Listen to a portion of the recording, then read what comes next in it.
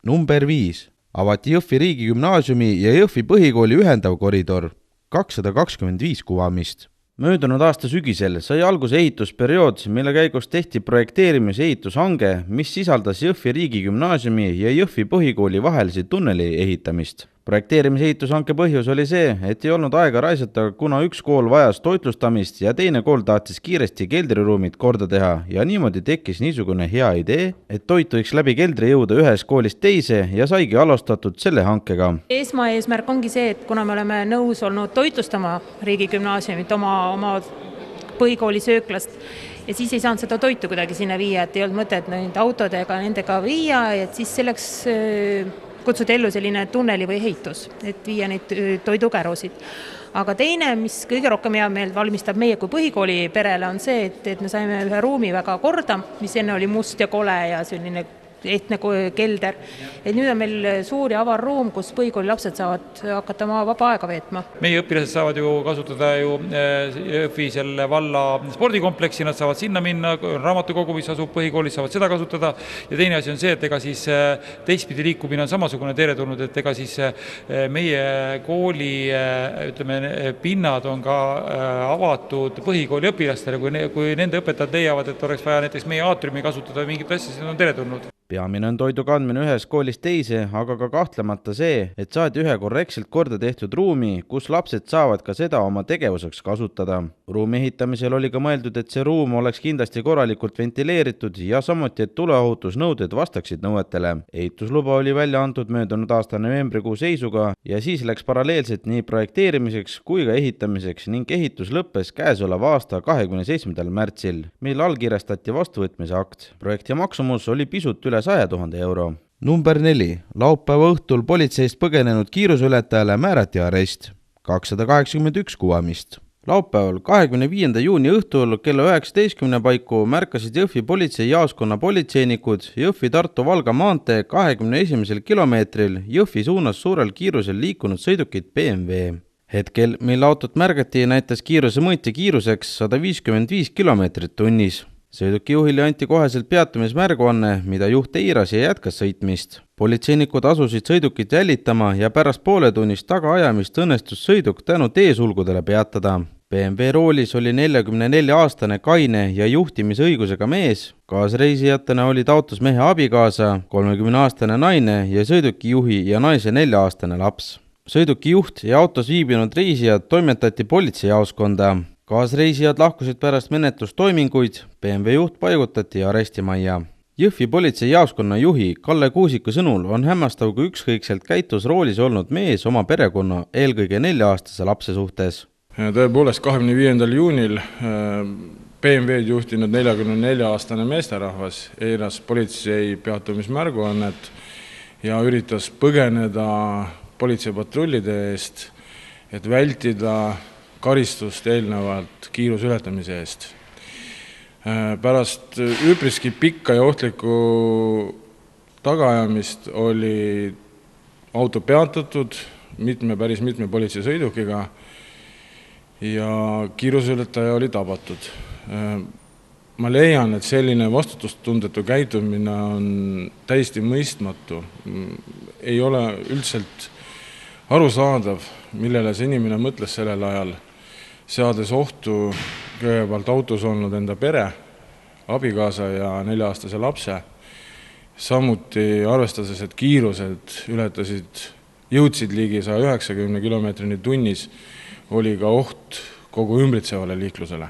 Juht kihutas nii asula sisestel kui ka asula välistel teedel ning sõiduki kiirus küündis kohati 190 kilomeetrini tunnis. Mehele määrati karistuseks 25 päeva aresti, lisaks võeti mehelt juhtimisõigus 8 kuuks. Mehel on võimalik kohtuotsus edasi kaevata 7 päeva jooksul. Number 3. Kohtla-Nõmmel toimus motokrossi tiitlivõistluste esimene osavõitlus Ranna Speedway 2016, 295 kuvamist. Tänu spetsiaalmootorrataste arvu hoogsalt toimunud kasvule ning Tabasalu motoklubi poolt regulaarselt läbi viidud treeningpäevadele kogunes avaetapile 15 võistlejat, kelle hulgas oli pea võrdselt nii uustulnukaid kui neid, kes kihutasid trekil juba üle 20 aasta tagasi. Täismõõdulise 16-kohalise tabeli alusel toimunud võistluses andsid küll veel seekord tänu oma uuenenud kvaliteedile tooni kogunud sõitjad, kuid nähtu andis lootust, et hiljemalt hooaja lõpuks võib poodiumile jõusta ka mõni hiljuti alustanutest. Finaalsõidus oodati küll tasavägisemat esikohavõitlust Ken Viidase ja Margus Mondre vahel, ent viimase katkestamise järel ei jätnud Viidas ülejäänud konkurentidele mingit võimalust. Teise ja kolmanda koha võitsid samuti suurte kogemustega Rainer Kimmel ja Jaak Soolep Tabasalu motoklubist. 500 kuubiku tulemused. Esimene Ken Viidas 24 punkti, teine Rainer Kimmel 15 punkti, kolmas Jaak Soolep 19 punkti. Antud klassis, kus kasutusel on vaid spetsiaalsed 4-taktilise, 1-silindrilise, puhtal metanooli töötava mootorid ning käigukastita Speedway mootorrattad, toimuvad järgmised sõidud juba 2. juunil, kui Tabasalu mototrekil leiavad aset ranna Speedway karikavõistlused. Lisaks spetsiaalmasinatele võistlesid Kohtla-Nõmmel vabariigi karikavõistluste arvestuses ka trekisõiduks kohandatud krossi mootorrattad FTX, Flat Track, vabaklassis ja Quad Racerid. FTX vabaklassis, kus kavas oli 3 eelsõitu ja finaal, kuulusid kõik poodiumikohad Jõhvi motoklubi sportlastele. Dramaatilise finaalsõidu võitis Rauno Voldek, kellele järgnesid Riho Keerme, Rasmus Metsamaa ja Argo Keerme. Loodetavasti kasvab ka sellest klassist välja mõni andekas sõitja, kes võiks pakkuda juba lähiajal täiendust spetsiaalmasinate stardinimekirjale.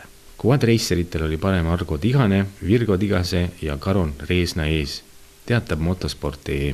Quad Raceritel oli parem Argo Tigane, Virgo Tigase ja Karol Reesna ees, teatab motosport.ee. Number 2. Tujuküllane tantsuteekond, ainulaadne juubel ka Eesti mastaabis, 363 kuvamist. Teenekal rahvatantsupedagoogil Urve Kilk valmis raamat Tujuküllane tantsuteekond, mis kõneleb 50-aastasest rahvatantsupidude traditsioonist Kohtla-Järve Järve gümnaasiumis. Raamatu esitlus eelnebki vahetult Järve kooli 50. rahvatantsupeole. Raamatu Tujuküllane tantsuteekond 50. rahvatantsupidu Kohtla-Järve esimeses koolis. Idee autor on Reet Kukk, kes tuletab ka meelde, et rahvatantsupea juubel läheb ühtlasi kokku linna 70. sünnipäevaga. Raamatu autor Urve Kilk ütleb, et kirjutab 100-leheküljelises raamatus sellest, kuidas peod poole sajandi jooksul on toimunud. Eraldi peatükk räägib pikemalt juubelipidudest, samuti on üks peatükk sellest, millised rituaalid on pidudel välja kujunenud. Näiteks algab pidu raamatu autori sõnul 3 küünla süütamisega. Rituaaliks on kujunenud rahvatantsijast abiturientide ärasaatmine. On rituaale, mis on vahepeal muutunud, näiteks leelutamine. See tähendab peo kokkukutsumine leeluga. Aastast aastasse on peo lõputants olnud Oige ja Vasemba ning on olemas kindlad sõnadki, mis alati enne seda tantsu öeldakse. Raamatus on ka meenutuste rubriik, kus tantsijad meenutavad, kuidas nad Järve koolis tantsisid ja kuidas nad on edasi tantsinud. Meenutaja on näiteks Esta Erit, kes lõpetas esimese keskkooli Järve kooli eelkäija 1978. aastal. Erit tantsib praegugi. Üks meenutajaist on Reet Kukk ise. Tema hakkas tantsima juba enne esimest kooli rahvatantsupidu 1967. aastal. Kilgi sõnul võis tantsurühmi koolis ennegi olla, aga Kukke segarühm oli esimene, mis käis ka suurel peol. See tähendab teisel koolinoorte vabariiklikul tantsupeol 1967. aastal. Raamatus on eraldi tabel selle kohta, kuidas koolirühmad on osalenud üldtantsupidudel. Seal on tegutsenud rühmad nimetatud. Samuti torkab heas mõttes silma, et raamatus on väga palju fotosid, nii värvilisi kui mustvalgeid. Seega on oodata asjaosalistelt rohkelt äratundmisrõõmu. Raamatus on väga palju osasid. Esiteks on kõigepealt on jutt esimestest pidudest, siis on kõikidest pidudest natukene. Kindlasti on peatatud juubelipidudel. Iga peoga ja iga üritusega on tähtis rituaalidel. Need me oleme kõik ära nimetanud. Kindlasti oleme kirjutanud sinna ka repertuaari, milliseid tantse ja millised autorid on meil lemmikud. Telestuudio Lites tundis huvi raamatu autoreilt, kas raamatu kirjutamine on raskem kui tantsu õpetamine. Otse loomulikult. Tantsu õpetamine on minu töö, aga raamatu kirjutamine just nagu ülesanne. Tänavusel juubelipeol, mil ka nimeks Tujuküllane tantsuteekond, tantsib üle 10 rühma oma koolist. Esinevad ka vilistlaste rühmad, Kuppari ja Virulane. Peale selle esinevad kooli endiste tantsijate rühmad. Näiteks Tiiu Pärnits tuleb oma rühmaga Pärnust ja Eve Noormets oma Eve stuudioga Viljandist tantsima. Samuti praegu Tartu Ülikooli rahvakunsti ansambli rasterühma juhtiv Margit Metsla tuleb oma lastega tantsima. Number 1. Purtse vabatahtlik merepääste, 569 kuvamist.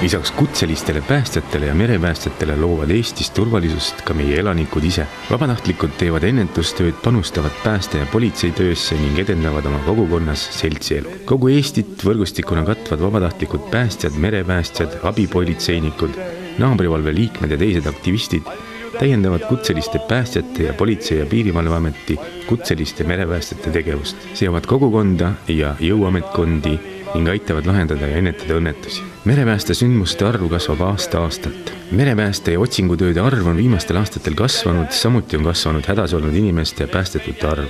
Eestis on täna 51 vabatahtlikku merepäästeühingut, millest 31 on Päästeliidu liikmed ja katavad tänaseks pea kogu Eesti rannikuala.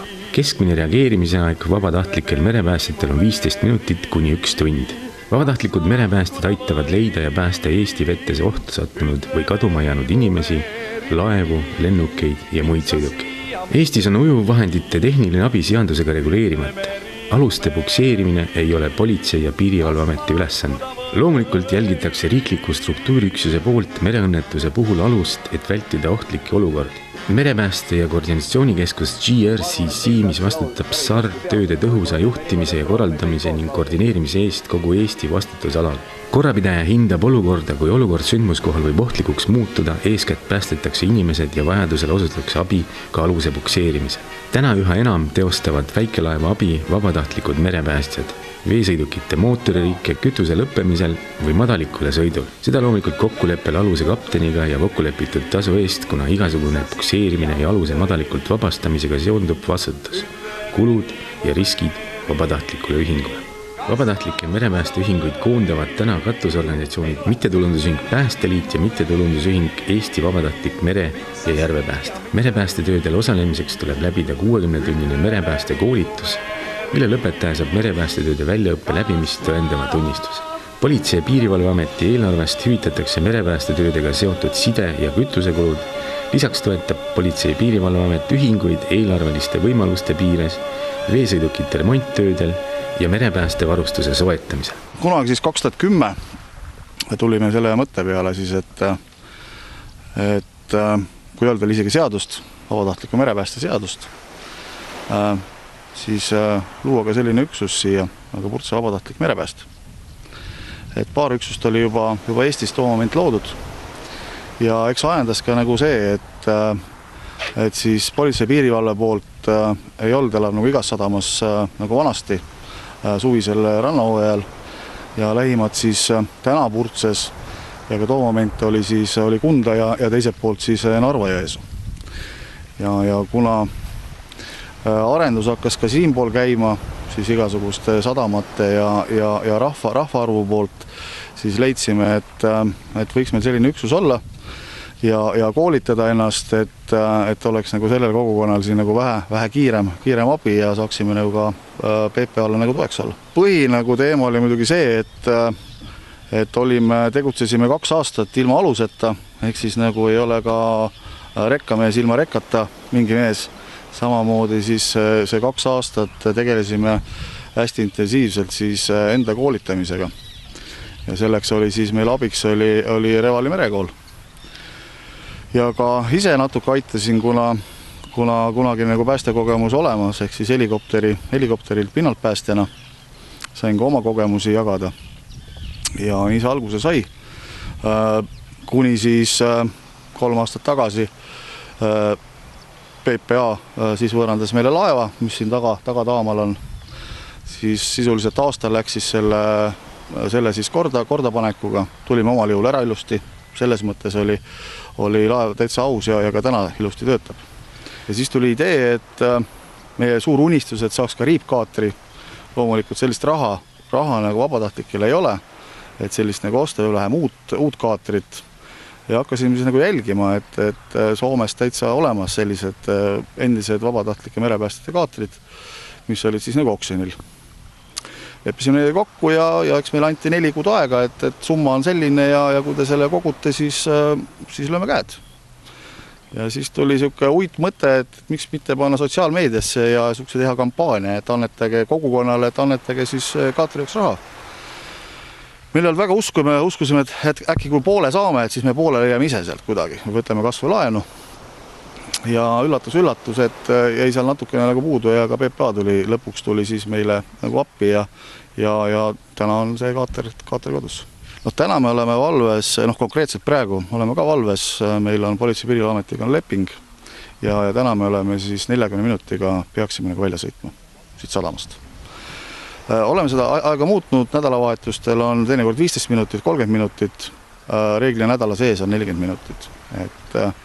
Et on SAR-REST selline süsteem, mida siis ka nagu Merevalvekeskus näeb ja seda on siis võimalik nagu muuta ka mobiiliäpi pealt, et kas panna kiirema reageerimisega või siis kui tõesti oled nagu tööl, siis tööandjaga täna nagu on paljudele nagu vastu tuld ja lubab ka nagu siis töölt ära selleks paariks tunniks. Tänaseni nagu ei ole väga probleemi, et see 30 minutit, siin kaugemalt on meil, kes on Sondast, kes on Uljastelt, on siis, kes on Kiviõlist, oma küla inimesed jõuavad 5 minutiga kohale siia. Ma julgen julgusega öelda, et me oleme väga ennetustööd teinud, et mitte ühtegi merepääste sündmust. See aasta siis samal päeval, kui avasime hooaja, maikuus siis paluti abi, siis väikelaeva abi mootoririkkega siit samast kõrvalt Liimala lahest, kus siis pukseerisime ära. Et selles mõttes on kas nüüd ennetustöö on kandnud vilja või inimesed on rohkem teadlikumad ja ei ole neid siinkandis õnneks õnnetusjuhtunud. Et 1. juuni tegime selle ürituse ja see tuli küll, selles mõttes tuli ta nagu koolide enda poolt.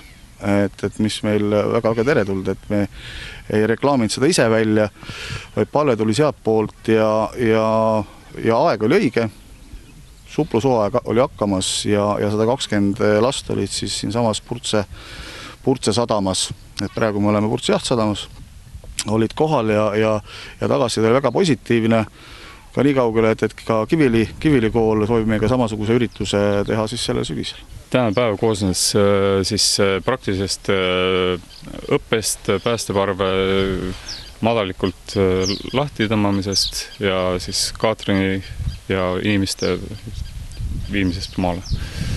Et sihukest praktilist õppet peab reaalselt tegema kogu aeg.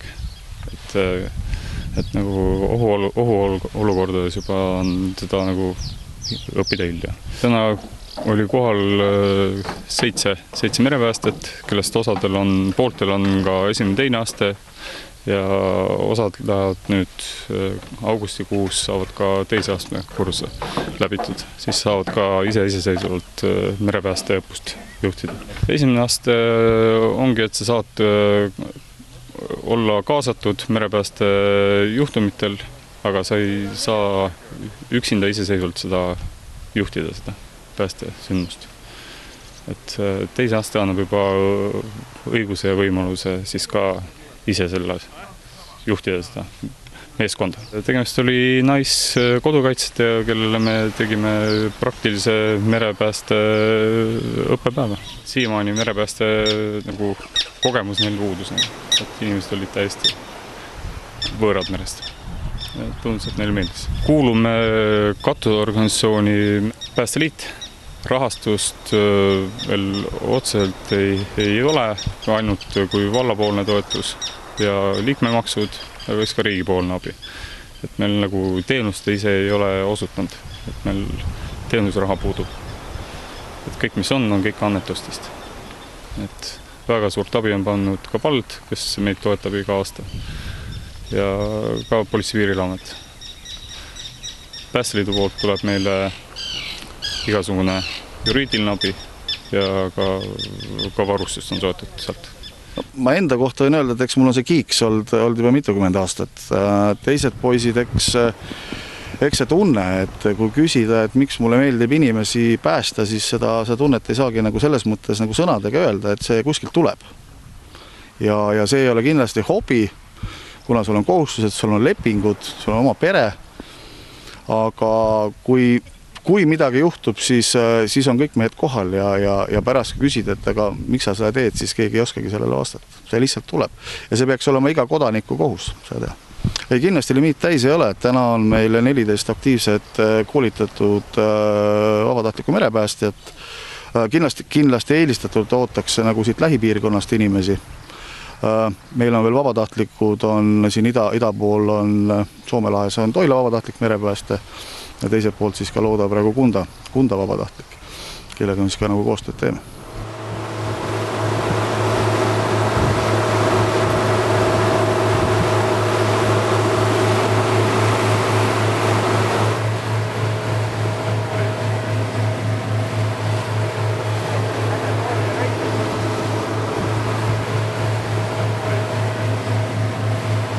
Merekultuuri aasta eesmärk on väärtustada Eesti mereajalugu ja osutada tähelepanu merega seotud traditsioonidele. Päästeliidu põhieesmärkideks on Eestis tegutsevate päästeala vabatahtlike ühenduste ühistegevuse arendamine, liikmete ühiste huvide eest seismine, ühistegevuse heade tavade tutvustamine ja rakendamine ning avalikkuse ja oma liikmete kaasamine Eestis kodanikuühiskonna arendamisse. Siinkohal peame väga tähtsaks kajastada nende inimeste vabatahtlikku panust kogukonna turvalisuse loomisel.